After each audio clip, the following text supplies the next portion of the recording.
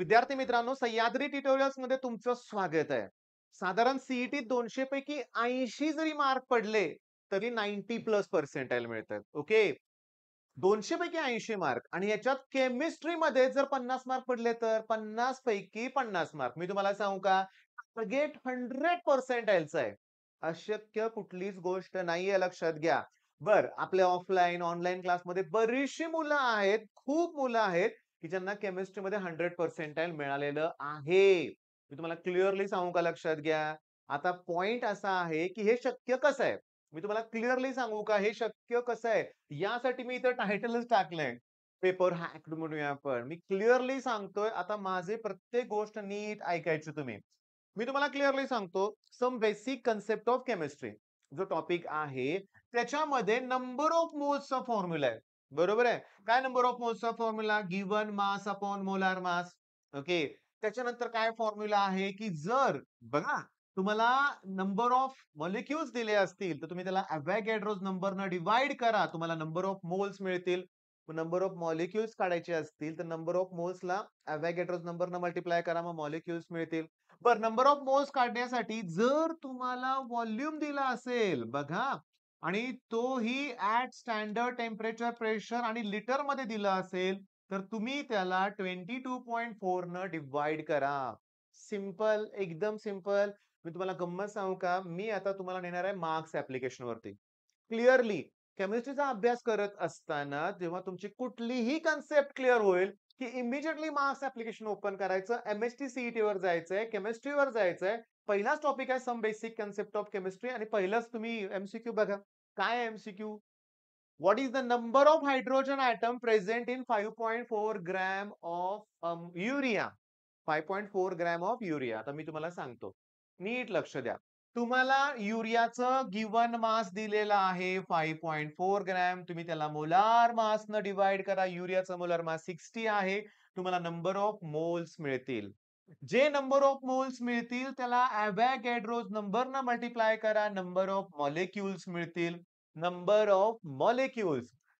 Number of मॉलिक्युल्सला 4 न multiply करा, म्हणजे तुम्हाला हायड्रोजन ॲटम मिळतील. हे 4 कुठून आलं एक्सप्लेन करतो.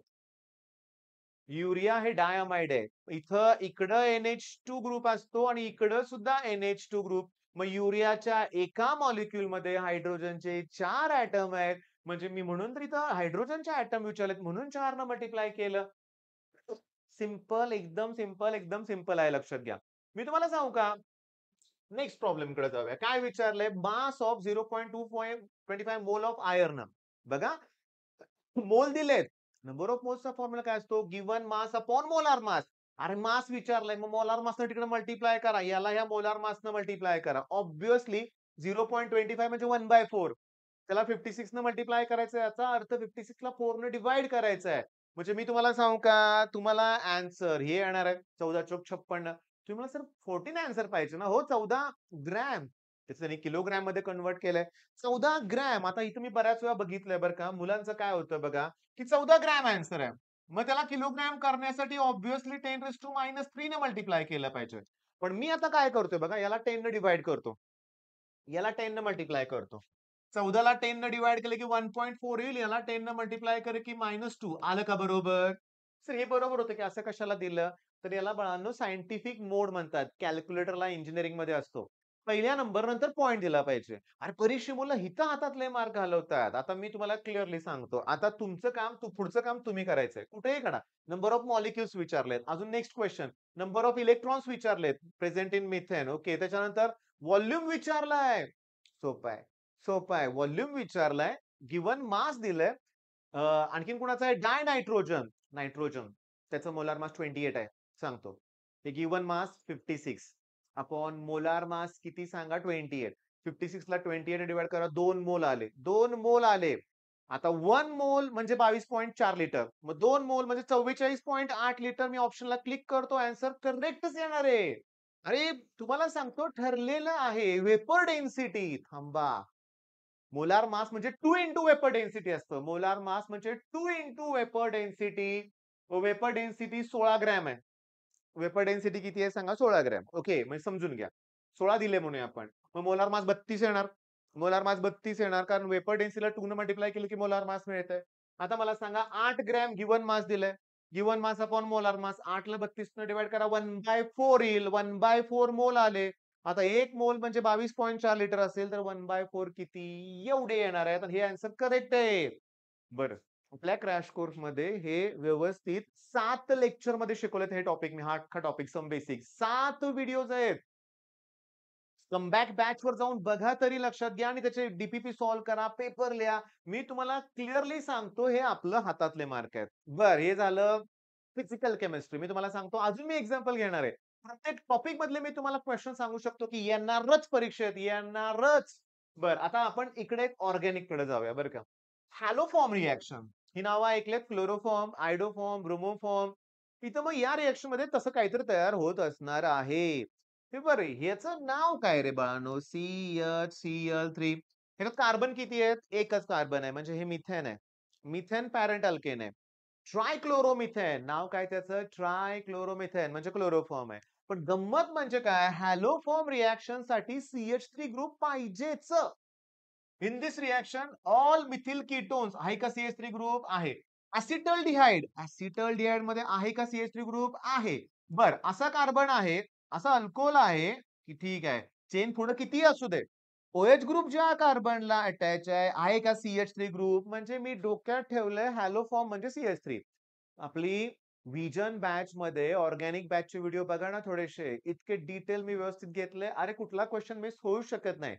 कंटाळा आला ना 15 मिनिटं. अरे आम्ही मार्क्स ऍप्लिकेशन ओपन करतो. ऑर्गॅनिकचे प्रश्न सोडवतो. विदिन सेकंड क्वेश्चन्स पटापट, पटापट सॉल्व्ह होतात. बरं काय दिलंय? अल्कोहोलिन कंटेनिंग मी हे पण तुम्हाला एक्झाम्पल सांगितलं. सगळ्यात महत्वाचं इथं सोडियम हायड्रॉक्साइड आणि आयोडीन हे सगळं तयार होतं असं त्यांनी दिलंय. म्हणजे बघा, हे सोडियम हायपो आयोडाइड आहे. ऑब्व्हियसली आयोडोफॉर्म तयार होणार. सोडियम हायपोक्लोराइड घेतलं तर क्लोरोफॉर्म तयार होईल. ओके आणि सोडियम ऍसिटेट तयार होते आणि NaOH तयार होते. मला फक्त लक्षात ठेवायचं आहे काय, की मला CH3 ग्रुप पाहिजे. आता क्लिअरली मी बाजूला सरकतो. फळ्यावर दिलंय भरपूर, पण आपल्याला MCQ सोडवायचे आहेत. Which of the following does not exhibit haloform reaction? देत नाही. तुम्हाला सांगतो इथॅनॉल चालेल म्हणजेच तर ऍसिटल्डिहाइड. प्रोपॅनोन चालेल कारण डायमिथिल कीटोन ऍसिटोन आहे. CH3 ग्रुप आहे त्याच्यामध्ये. आता या दोघांमध्ये ब्युटॅनोन जो असतो ना, ब्युटॅनोन कीटोन आहे ना. मला सांगा कीटोन मध्ये कार्बन ऑक्सिजन डबल बॉन्ड हा फंक्शनल ग्रुप असतो. तो मधल्या कार्बनला असतो. एक तर याला किंवा याला असेल. जर मी याला काढला तर आला की CH3 ग्रुप इथं. म्हणजे हे पॉसिबलच आहे. म्हणजे प्रोपॅनल हा अल्डिहाइड चालणार नाही. कारण प्रोपॅनल मध्ये 3 कार्बन असतात. CH3, CH2 आणि CHO. मग हा फंक्शनल ग्रुपला कुठं मिथिल ग्रुप आहे. तुम्हाला हा इथे की नाही हा इथिल आहे. मग ही रिएक्शन होणार नाही. आहे की नाही सोपं? ते क्वेश्चन आलाय. लेटेस्ट क्वेश्चन आहे. आता दुसरा क्वेश्चन बघा. Does not exhibit iodoform test. Secondary butyl होते. कसं सांगू का? 1, 2, 3, 4. ब्युटील म्हणून 4 कार्बन. सेकंडरी म्हणजे इथं OH ग्रुप. आहे की या OH ग्रुपला CH3 अटॅच आहे. OH ग्रुप ज्या कार्बनला आहे त्याला CH3 अटॅच आहे म्हणजे होणार आहे. होणार. त्यांनी डज नॉट म्हणलंय. ऍसिटल्डिहाइड साठी तर असतेच. N ब्युटील कसं? N ब्युटील नाही चालणार. चौथ्या कार्बनला OH. ऑर्गॅनिक मध्ये N ब्युटील, आयसोब्युटील, सेकंडरी ब्युटील, टर्शरी ब्युटील हे चारही ग्रुप मी प्रत्येक वेळी एक्सप्लेन करतो. 8च अल्कोहोल आहेत. Methyl alcohol, ethyl alcohol, N propyl, isopropyl alcohol झाले 4. पुन्हा N ब्युटील, आयसोब्युटील, सेकंडरी ब्युटील, टर्शरी ब्युटील.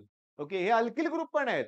म्हणजे याच्यावरच सगळ्या रिएक्शन असतात लक्षात ठेवायचंय. आता नेक्स्ट मी तुम्हाला सांगतो. आता क्वेश्चन कसा आलाय बघा. ह्याला आयडेंटिफाय करायचंय. NaO असणार ना. NaOI असणार आहे. प्रॉडक्ट वरून ओळखलं मी. मग बघा कशाला वेळ घालवायचा. डायरेक्टली आन्सर सांगतोय तुम्हाला. मी उगाच टाईमपास करत बसणार नाहीये. मग हॅलो फॉर्मचा अभ्यास कसा करायचा? ती रिएक्शन नुसती लिहून प्रॅक्टिस करून चालणार आहे का? नाहीये. पहिली गोष्ट म्हणजे how will you obtain how will you obtain iodoform from acetone असं विचारलं तर ही अख्खी रिएक्शन लिहावी लागेल. अख्खी रिएक्शन बॅलन्स करून लिहावी लागेल. पण सीईटी मध्ये बाळांनो अतिशय सिंपल क्वेश्चन येतात. आता अजून एक क्वेश्चन बघा. काय? प्रॉडक्ट वाय विचारलाय तर मी क्लिअरली सांगतो आयोडीन आहे म्हणजे आयडोफॉर्म तयार होणार. आयोडीन आहे म्हणजे आयडोफॉर्म. आता तुम्हाला पण कॉन्फिडन्स यायला लागलेला आहे. टार्गेट 100% याचं लक्षात घ्या. तुम्हाला सांगतो आता जरा थर्मोडायनामिक्स कडे जाऊया. कुठलाही सीईटीचा पेपर काढायचा 2016 पासूनचा. स्कोर बुस्टर असेल तर ओपन करा. 16, 17, 18, 19, 20, 21 कुठलाही काढा 25 पर्यंत. फर्स्ट लॉ ऑफ थर्मोडायनामिक्स वरती न्यूमेरिकल येणार म्हणजे येणार. ओके. म्हणजे change in internal energy delta U that equals to heat. समजून घ्या. हीट जर ऍब्सॉर्ब केली तर पॉझिटिव्ह घ्या. हीट जर इव्हॉल्व केली असेल, रिलीज केली असेल त्याची व्हॅल्यू निगेटिव्ह घ्या. Work done. कॉम्प्रेशनला वर्क डन पॉझिटिव्ह घ्या. एक्सपान्शनला वर्क डन निगेटिव्ह. केमिस्ट्री मधलं चाललंय बरं का. कारण फिजिक्स मध्ये मायनस असतो फॉर्म्युला. ऐका ना माझं. Work done on the system म्हणजे ऑन द सिस्टीम म्हणजे कॉम्प्रेशन झालं. बाय द सिस्टीम म्हणजे एक्सपान्शन झालं. म्हणजे कुठं पॉझिटिव्ह कुठं निगेटिव्ह घ्यायचं तुम्हाला कळालं पाहिजे ना. बघा काल एका मुलाचं कॉमेंट होतं की सर व्हिडिओची लेंथ छोटी ठेवा. पण मी तुम्हाला खरं सांगू का? समजावून सांगायचंय तुम्हाला मला, की कुठलाही केमिस्ट्रीचा फॉर्म्युला असू दे, कुठलीही रिएक्शन असू दे, कुठलाही पॉइंट असू दे, ह्याच्यावर सीडीत प्रश्न येऊ शकतो पुस्तकातला. आता गंमत बघा. Calculate the change in internal energy of the system is work done by the system. Work done by the system म्हणजे ही व्हॅल्यू निगेटिव्ह येणार. म्हणजे delta U equals to Q plus W. मग क्यूची व्हॅल्यू -18 आली. Absorb heat 50 joule. Heat absorb अरे थांबा, थांबा, थांबा. वर्क डन आहे ते. वर्क डन आहे थांबा. वर्क डन -18 आलं आणि सिस्टीमनं हीट ऍब्सॉर्ब केली. मग ते प्लस आलं. मग 32 उत्तर येणार. मी चेक केलंय. 32च येतंय जूल. बर. चेंज इन इंटरनल विचारलंय. सिस्टीमनं work is done on the system positive आहे. आणि हीट रिलीज होते निगेटिव्ह आहे. उत्तर 10 येणार आहे. पण गंमत बघितले का? 22 एप्रिल, 21 एप्रिल, 26 एप्रिल आणि अजून थांबा. हे तुम्ही सोडवा बरं का. Work done by the system, expansion, absorption positive आहे लक्षात घ्या. मग आन्सर निगेटिव्ह येईल. इथे पण बघा 2025 19 एप्रिल. मी तुम्हाला सांगतो 19 एप्रिल सगळ्या ठिकाणी म्हणजे केमिस्ट्रीची गंमत सांगू तुम्हाला मी. फर्स्ट डे फर्स्ट शिफ्टचा पेपर सगळा रिपीट होतो परत परत आकडे बदलून. रियालिटीमध्ये होतो. 90% क्वेश्चन्स तेच ते तुम्हाला दिसतील. जरा शोधा तुम्हाला कळेल ते. बरं आता इथं सगळ्यात important work. A system perform mechanism work equals to 15 joule, loses एवढी heat. What is the change in सगळं सेम आहे. मी तुम्हाला सांगतो हा क्वेश्चन, हे बी क्वेश्चन, हे सगळे क्वेश्चन सेम आहेत. बरं आता थोडस ना कुठे जाऊया पॉलिमरकडे जाऊया आणि 2 मिनिटात व्हिडिओ संपवतो मी. मेन पॉइंट काय? केमिस्ट्री 40 पेक्षा जास्त मार्क पाडायचे. म्हणजे 90% तर वर राहाल. हा केमिस्ट्री तर 40. फिजिक्स मध्ये पण तुम्हाला मी अशीच आयडिया सांगणार आहे. मॅथ्सचे पण आयडिया देणार आहे तुम्हाला लक्षात घ्या.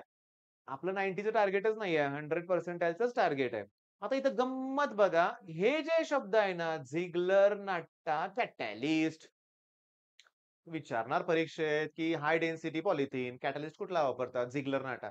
पण झिग्लर नाटामध्ये ट्राय इथिल अॅल्युमिनियम आहे आणि टिटॅनियम टेट्राक्लोराइड आहे. हे इम्पॉर्टंट आहे. Ziegler Natta catalyst consist of triethyl aluminium आणि दुसरं कुठलं? Titanium tetrachloride.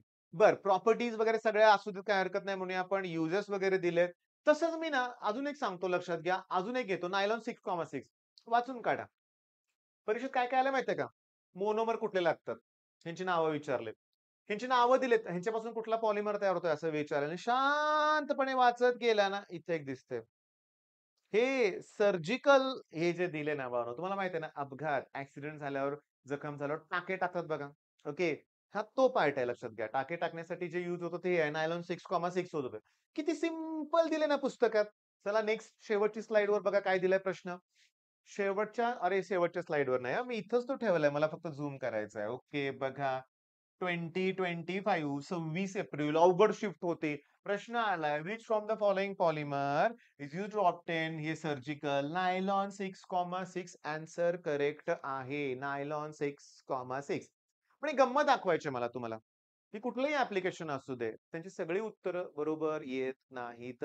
काहीतरी त्यांच्यात मिस्टेक असतात. तर आपला अभ्यास परफेक्ट पाहिजे. ओके. फक्त ऍप्लिकेशन घेतलंय, टिक केलंय, हां, उत्तर पाठ केलेत असं करायचं नाहीये. बरं आता मेन मला परत फिरवून तुम्हाला आणायचंय इथं, इथं थांबा. ओके. इथं. सिरियसली मी तुम्हाला सांगतो 50 पैकी 30-35 प्रश्न फिक्स आहेत केमिस्ट्रीत.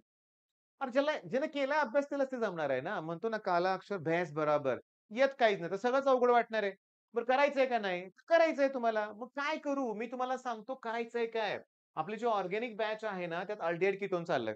आता मी काय करणार आहे तुम्हाला सांगतो. अमाईनमध्ये जास्त करून ग्रिग्नार्ड रिएजंट नाहीये. पण आम्ही आता काय करतोय लक्ष द्या.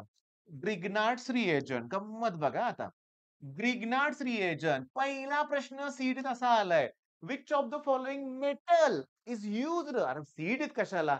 आता जे जुलैचा पेपर झाला ना त्यात पण एमसीक्यू आहे. कुठलं? की ग्रिग्नार्ड रिएजन मध्ये मेटल कुठलं युज होतं? तर मॅग्नेशियम मेटल युज होतं. आता हा जो ग्रिग्नार्ड रिएक्शन आहे त्याची रिएक्शन जर फॉर्मल्डिहाइड बरोबर झालं तर प्रायमरी अल्कोहोल. फॉर्मल्डिहाइड सोडून दुसरा कुठलाही अल्डिहाइड घ्या, सेकंडरी अल्कोहोल तयार होतं.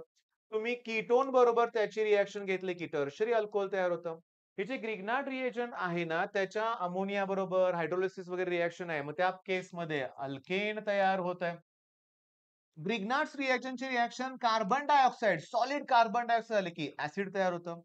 ग्रिग्नार्ड रिएक्शनची रिएक्शन नायट्राइल बरोबर झाली की पुन्हा कीटोन तयार होतो. अरे किती रिएक्शन्स आहेत. ग्रिग्नार्ड्स रिएक्शनची रिएक्शन कॅडमियम क्लोराईड बरोबर झाली.